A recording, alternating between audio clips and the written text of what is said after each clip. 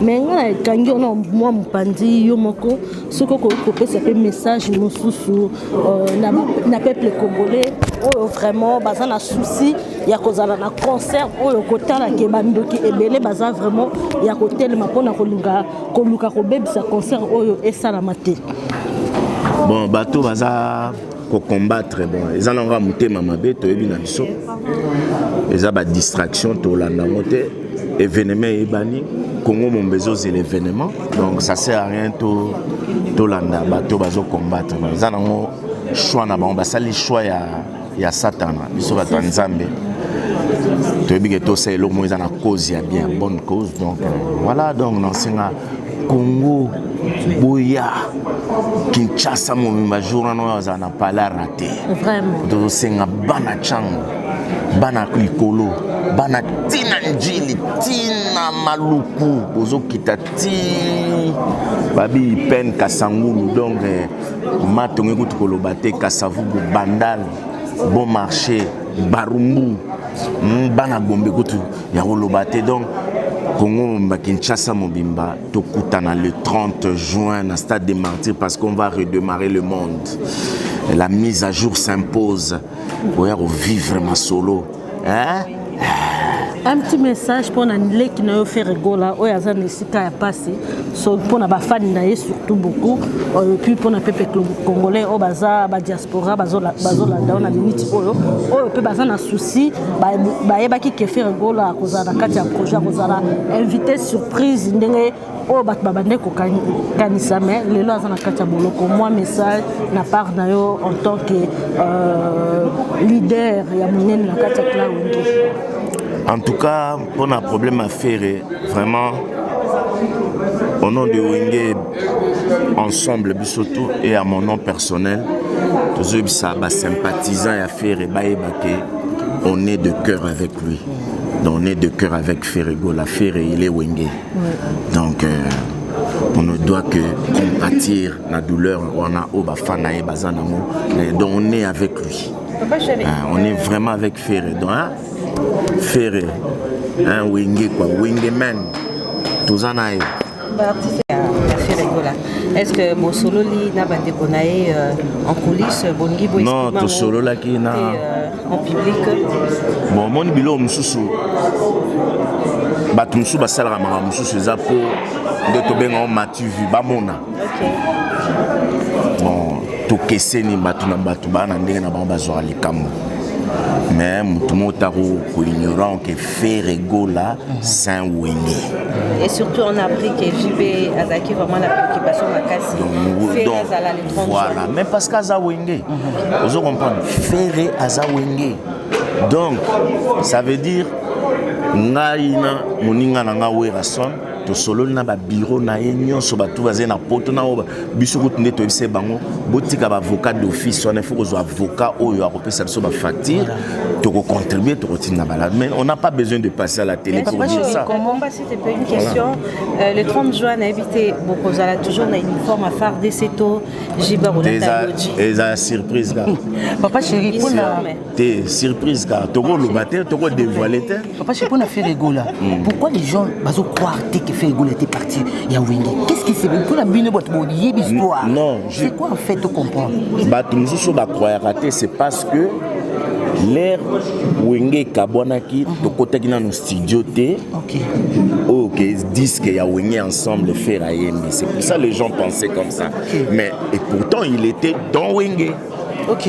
Ayemba, Salaba voyage, tout Bamona, Ayemba partout, c'est vraiment. Mais les gens, papa, je suis dans la salle de Martyrs, il y a 5000 francs, bateau, non, Bamona, concert, doté, pour mon nom, et mon abango. Parce qu'on a donné la télévision pour Nagoya le 30 juin 2022 dans le stade de Martyrs, avec papa chéri. On a donné 5000 fois, pas maman, mon ni mon foudé. Mais il est qui là-bas. Ça plaisir. Eh oui. Alors, pour ça, histoire ya Wenge pour ça. Deux questions, il y a pas gagner billet na yo. Aston Ilunga. Basu wapi? Oh. Oza madame. Oyebi lisolo Wenge. Oyebi lisolo Wenge. Surnom ya liboso ya Nyama Makanda Werason. na kati ya wenge. Surnom ya Yangiama ya liboso na kati ya maison mère. Question oyo esenga deuxième te. Oyo ezanga ozwi billet. Yangiama Weranson. Weranson eza nom de scène na ye, eza surnom te. Weranson eza kombo na ye ya sentiment ya ndule. Ngiama Weranson eza kombo na ye ya ndaku. Surnom ya Weranson ya liboso. Surnom ya Weranson ya liboso eza nani? Eza nani?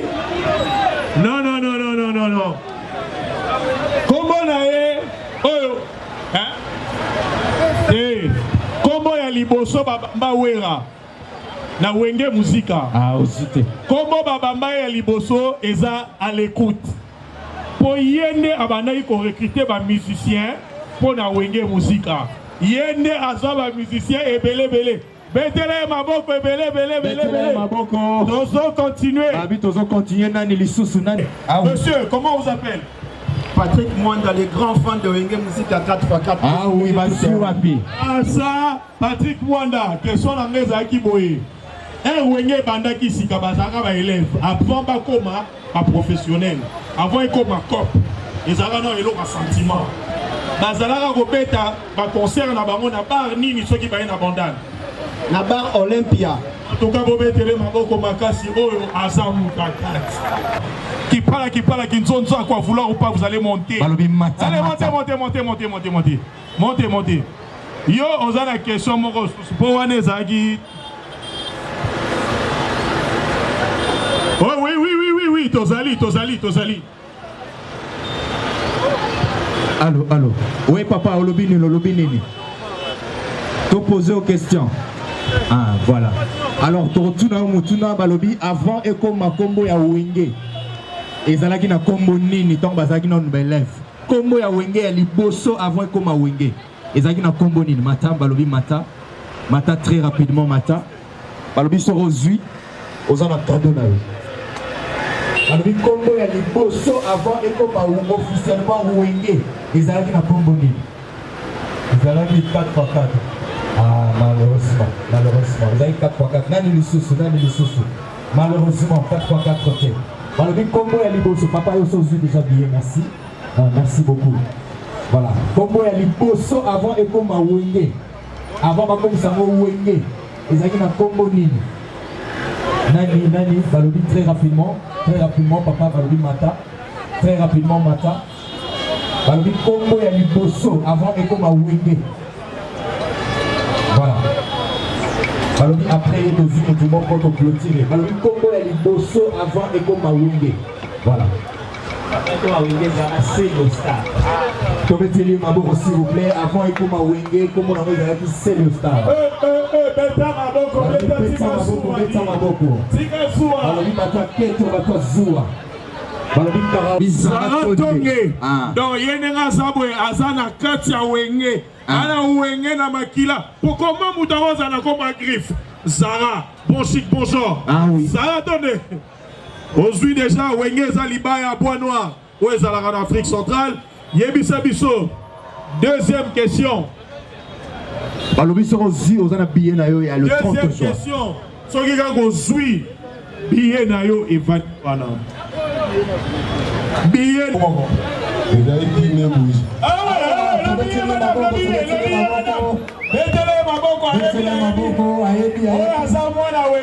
Comment vous Zara? C'est normal. Oh Zara, bien rendez-vous le 30 juin. Yako vivre Bilenga Wenge le 30 juin na bana Wenge. Nani lisusu? Balobi nani lisusu? C'est moi la mayela Zalia.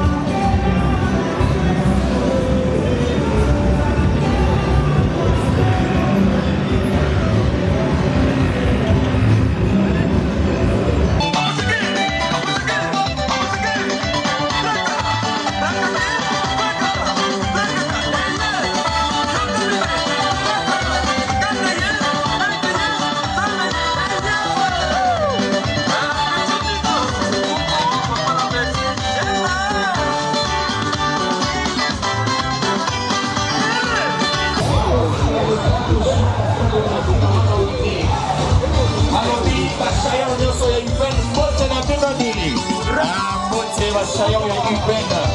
Ma motocycliste ya UPN mbote na bino.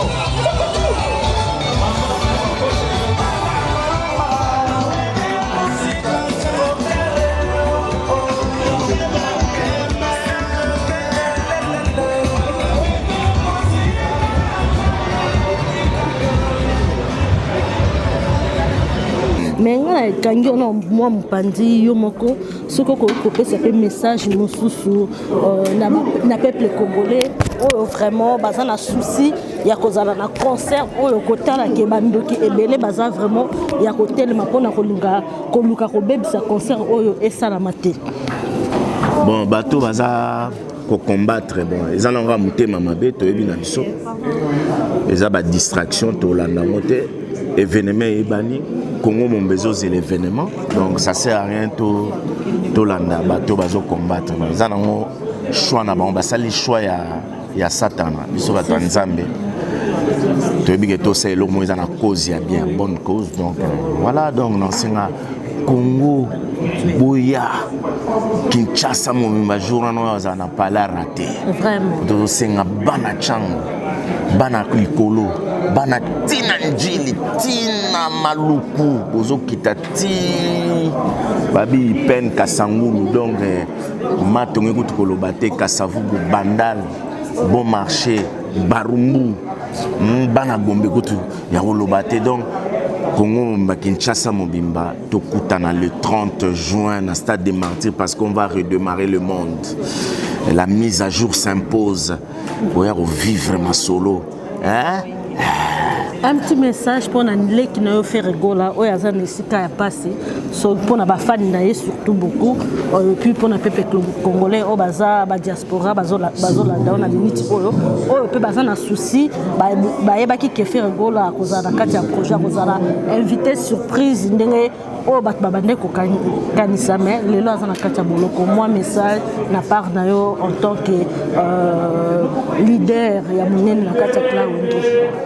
En tout cas, pour un problème à faire, vraiment, au nom de Wenge, ensemble, surtout, et à mon nom personnel, tous les sympathisants à faire, on est de cœur avec lui. Donc, on est de cœur avec Ferrego. La Ferre, il est Wenge. Donc, on ne doit que compatir la douleur. On a Obafanae Bazanamo. Donc, on est avec lui. On est vraiment avec Ferre. Donc, Ferré, un Wenge quoi, Wengeman, tous en aïe. Est-ce que mon solo li n'a pas déconné en coulisses, bongi boy? Non, ton solo là qui n'a en public. Bon, mon bilo mususu, batumsu basala mama mususu zapo, de to benga on matu vu bamona. Ok. Bon, to keseni batuna batuba na ndenge na ba bazwa likambo. Mais tout le monde est ignorant que Ferrego là, c'est un Wenge. Et surtout, on a appris que JB Azaki vraiment la préoccupation de la casse. Donc, voilà, même parce qu'Aza Wenge, vous comprenez, Ferré Aza Wenge.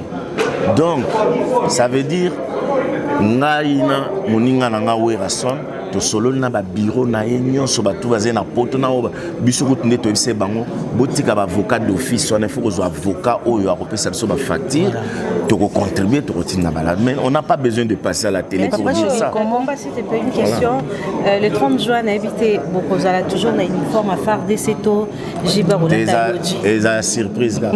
Papa chéri pour la t'es surprise là to ko lobater to ko dévoiler. Papa chéri pour na faire rigola. Pourquoi les gens bazo croire que Ferrego était parti ya Wenge? Qu'est-ce qui s'est passé pour la bine boîte modier l'histoire? Non, c'est quoi en fait de comprendre? Bah tout mususu ba croire raté c'est parce que l'air Wenge kabonaki to kotaki na no studio té. OK. OK, disque ya Wenge ensemble faire ayembe. C'est pour ça les gens pensaient comme ça. Okay. Mais et pourtant il était dans Wenge. OK. Ayemba, ça ba voyage, ba tout ba mona. Ayemba partout, c'est vraiment. Mais les gens, papa Chozobé était na stade de Martyrs, il y a 5000 francs bateau, na ba mona concert doté pour mono un mona bango. Parce qu'on a donné la télévision pour na koya le 30 juin 2022 na stade de Martyrs avec papa chéri. Na donné 5000 fois pas maman moni moufoudé. Mais ça plaisir.